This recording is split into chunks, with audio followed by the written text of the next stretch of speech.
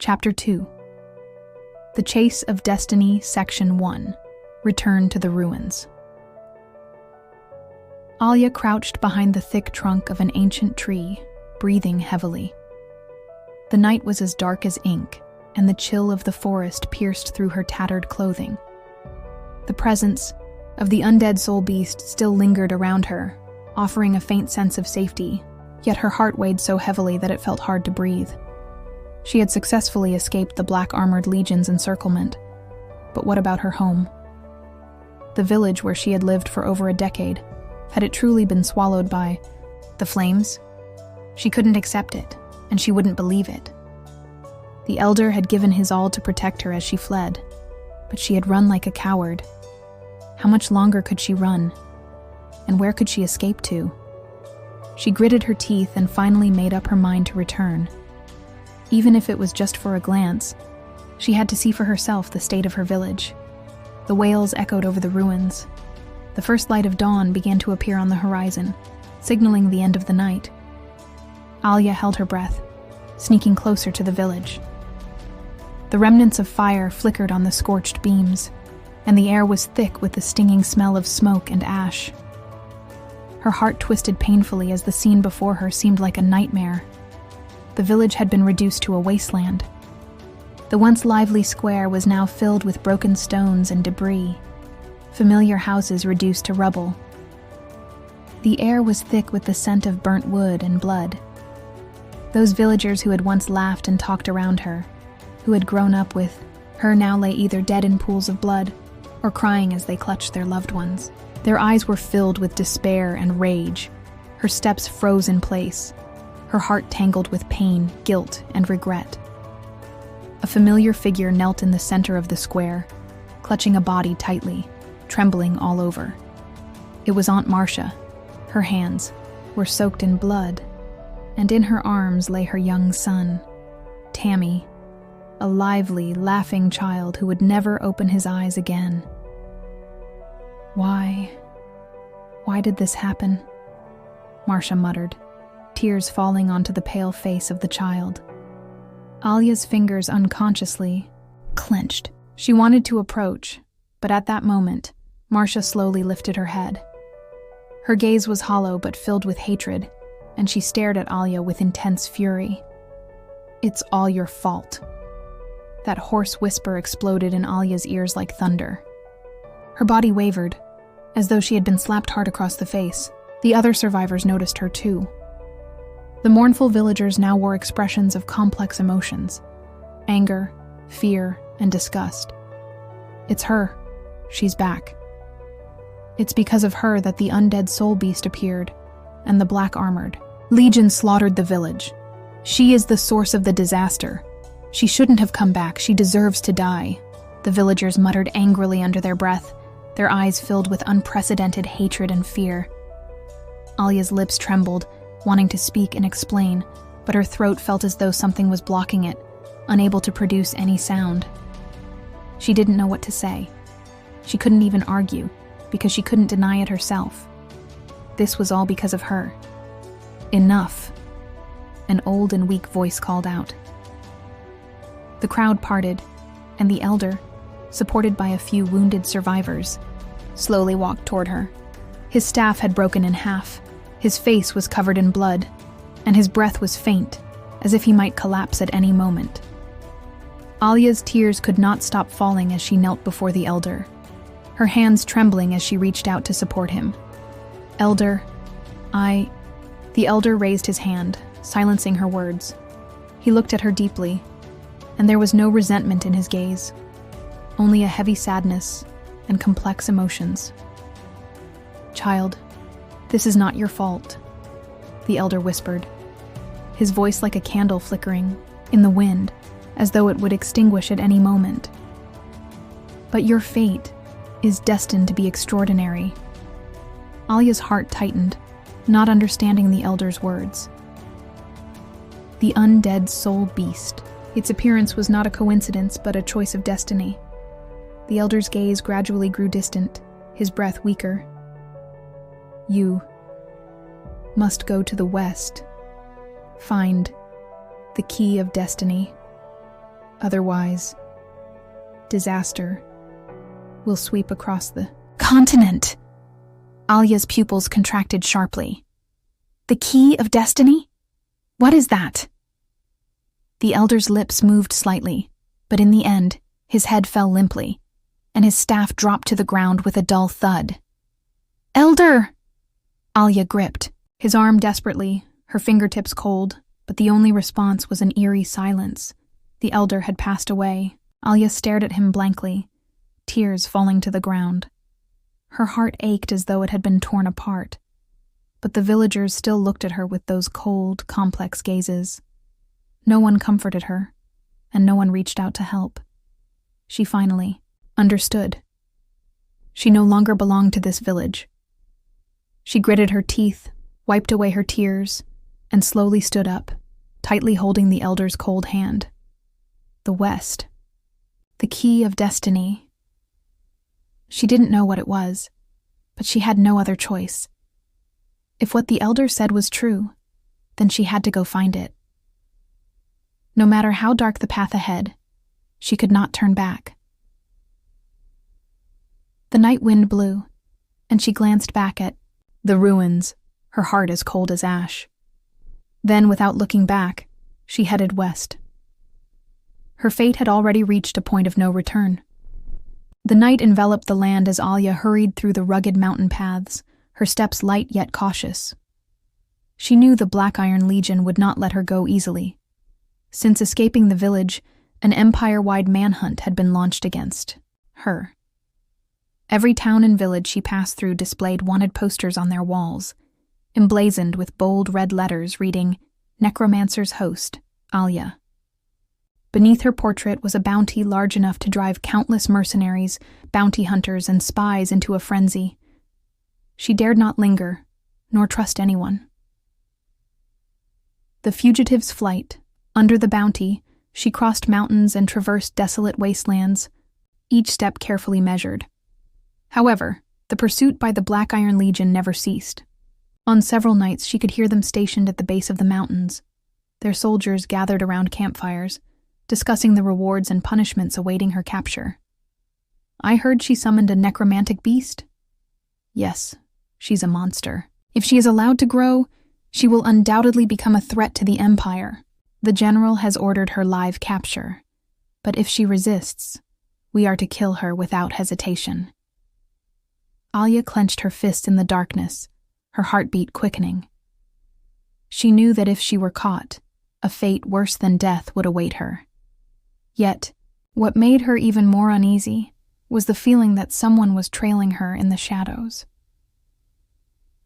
The mysterious shadow at first, she thought it was just one of the scouts from the Black Iron Legion, but she soon realized that this tracker wasn't acting like the soldiers. Unlike the Legion, who were in a hurry to catch her, this mysterious figure kept a strange distance, never too close, yet never far enough to make her feel safe, as if merely observing her every move.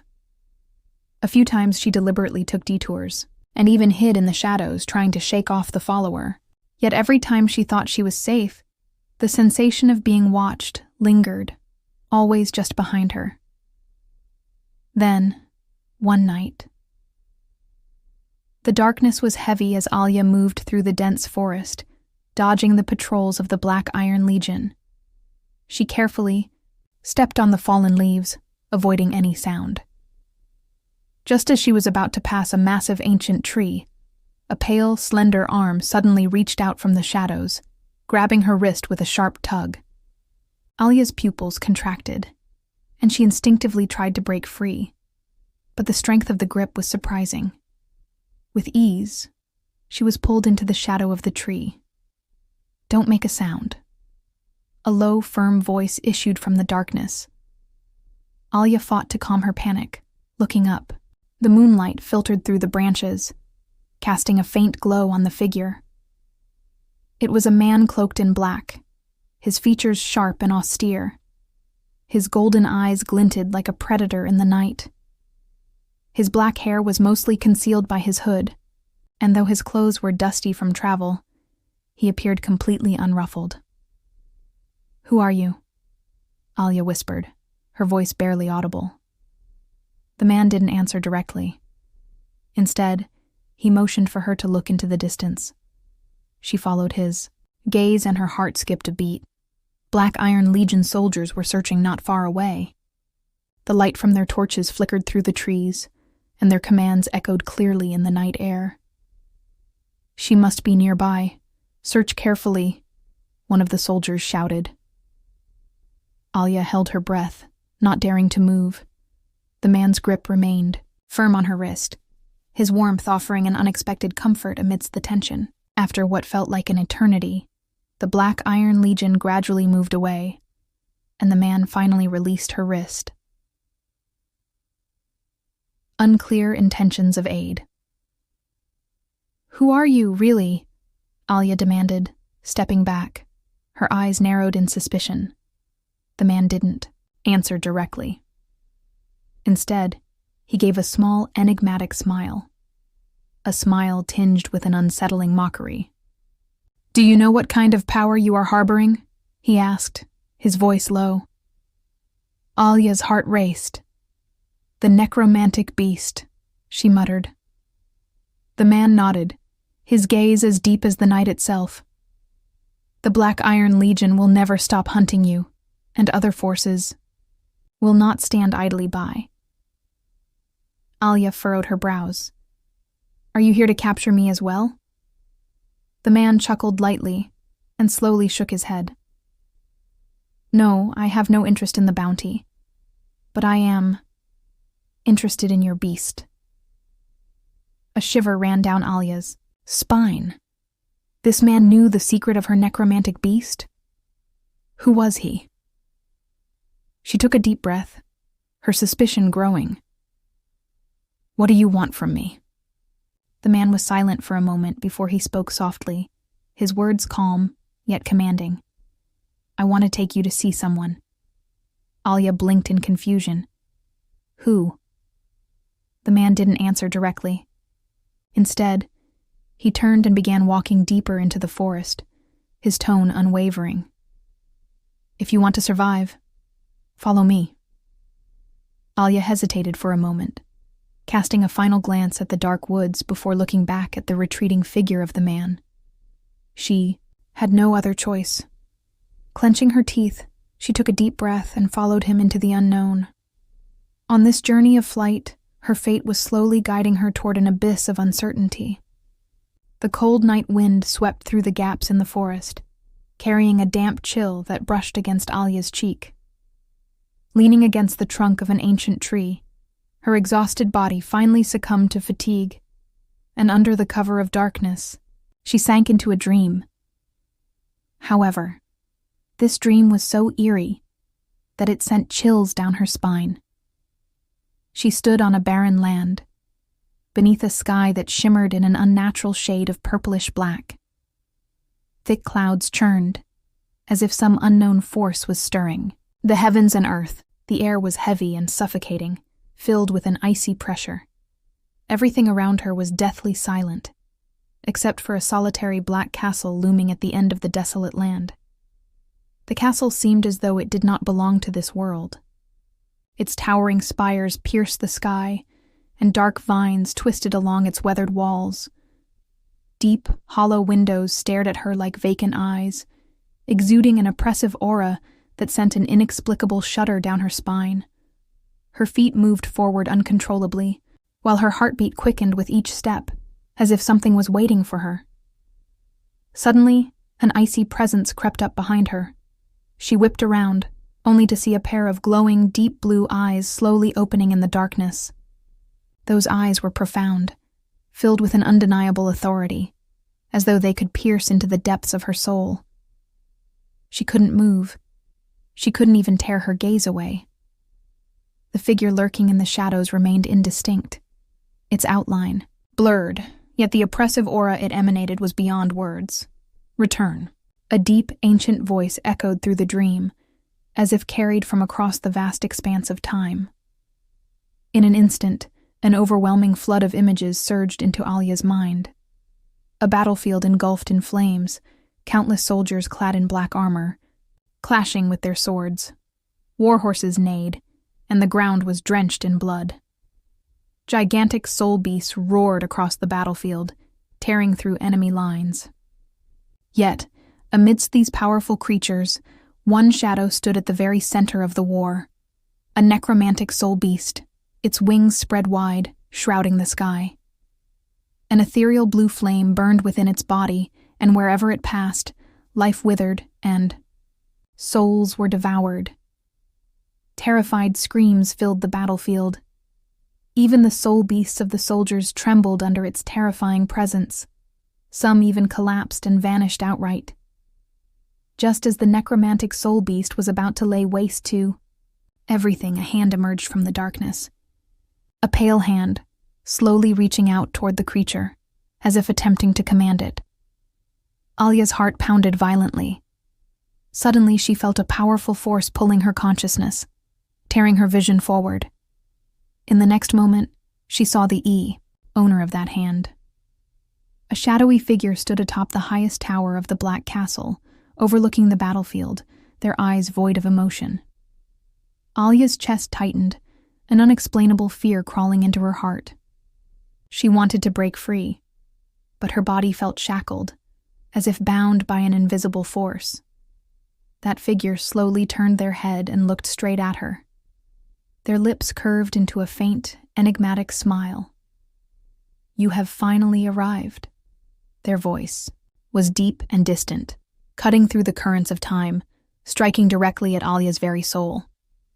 With a sharp gasp, Alya's eyes flew open.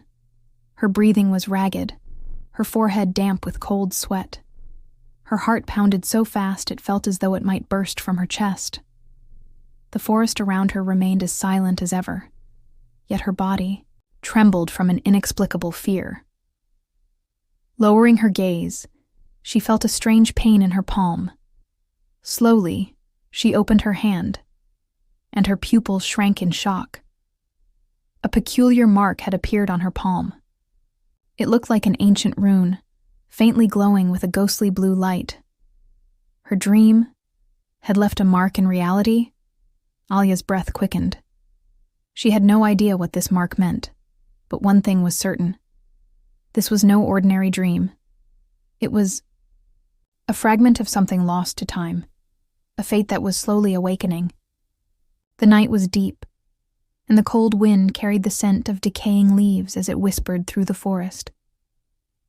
Alya leaned against a withered tree, her breath still heavy and unsteady. A faint pain throbbed in her palm, where the eerie blue mark flickered softly in the darkness, like a slumbering eye peering into her soul. She stared at it in silence, her mind echoing with the visions from her dreams. The Black Castle, the endless shadows, and those impossibly deep eyes. What exactly was the Netherworld soul beast? Why had she been chosen? Her heart was filled with questions, but reality did not allow her time to dwell on them. The night around her was eerily silent, with only the rustling of leaves in the wind, breaking the stillness. She clenched her fist, forcing herself to stay calm. But then a deep voice, low and oppressive, shattered the silence. "They're coming." Alya's head jerked up. Not far away, the mysterious man stood with his cloak slightly billowing, his golden eyes gleaming like a beast's in the darkness. His presence was so natural, as if he had melded into the night itself, making it impossible for her to tell when exactly he had arrived. "The Black Armor Legion won't let you go." He stepped forward at a measured pace, his voice disturbingly calm. "If you don't want to die, you need to decide. Quickly." Alya instinctively shrank back, her gaze wary. "Who exactly are you?" The man smiled faintly, his eyes drifting to the mark on her palm. A peculiar glint flashed in his gaze. A man with a keen interest in the Netherworld soul beast. Alya's heart clenched. "You know what this is?" she asked cautiously. The man gave a small nod, his eyes never leaving the mark. "Not only do I know, but I understand its significance better than you do." "Then what does it mean?" Alya pressed, urgency creeping into her tone. The man didn't answer immediately. Instead, he stepped even closer, his voice as low as the night wind. "It means you've already set foot on a path with no return." Alya's fingers trembled slightly. She didn't like that answer. "Listen, I don't have time for riddles." She took a deep breath, trying to steady her voice. "If you truly know, then tell me, what exactly is the Netherworld soul beast?" The man was silent for a moment, as if contemplating something. Then he spoke slowly. "The Netherworld soul beast is not a curse. It is an ancient power that once belonged to one of the strongest beings in this world." "The strongest?" Alya frowned. A distant look flashed in the man's eyes as if recalling a memory. 1,000 years ago, the soul beast wars ravaged the continent. The Netherworld soul beast was once the most terrifying weapon of war. But its true power is not merely destruction. Alya's heartbeat quickened. Then what is its true power? The man gazed at her, a faint smile playing at his lips. "If you wish to know, I can help you find the answer." Alya hesitated for a fraction of a second before quickly snapping to alertness. "What do you want?" The man's smile deepened. "Simple. Follow my lead." The air seemed to freeze. Every instinct in Alya screamed at her. This man was far more dangerous than he appeared. "What if I refuse?" she asked coldly. The man gave a light shrug, his tone as indifferent as ever. "Then you'll keep running, until the Black Armor Legion finally catches you." As soon as he finished speaking, the distant sound of galloping hooves filled the air, accompanied by the clinking of armor. The Black Armor Legion was here. Alya sprang to her feet, staring into the depths of the forest, her heart pounding wildly. Firelight flickered through the trees, casting ominous shadows. The gleam of steel flashed under the night sky as heavy footsteps marched through the silence. The man did not turn around, his voice remaining eerily composed. "You don't have time to hesitate anymore." Alya's thoughts were in turmoil. She didn't want to trust a complete stranger, but reality was forcing her hand. She had been running for too long. If she continued like this, exhaustion would eventually consume her, and she would fall into the hands of the Black Armor Legion. But was following an unknown man truly the answer? In that moment of hesitation, the soldiers' battle cries grew closer, and the torch's glow reflected in her eyes. "There she is." Alya snapped back to reality. She was surrounded. The soldiers, swords drawn, closed in with measured steps. Leading them was an officer, his gaze icy and filled with murderous intent. "Alya, you have nowhere left to run." He drew his longsword, the cold steel gleaming under the moonlight. Alya held her breath, her pulse hammering in her ears. Her hands trembled slightly as the power of the Netherworld soul beast stirred within her, but she still couldn't fully control it. If she unleashed it recklessly, she might lose herself again. The man watched the scene unfold with unsettling calm, his gaze carrying a hint of expectation. "Have you made your decision?" Alya took a deep breath, clenched her teeth, and met his eyes. She had no time left to hesitate.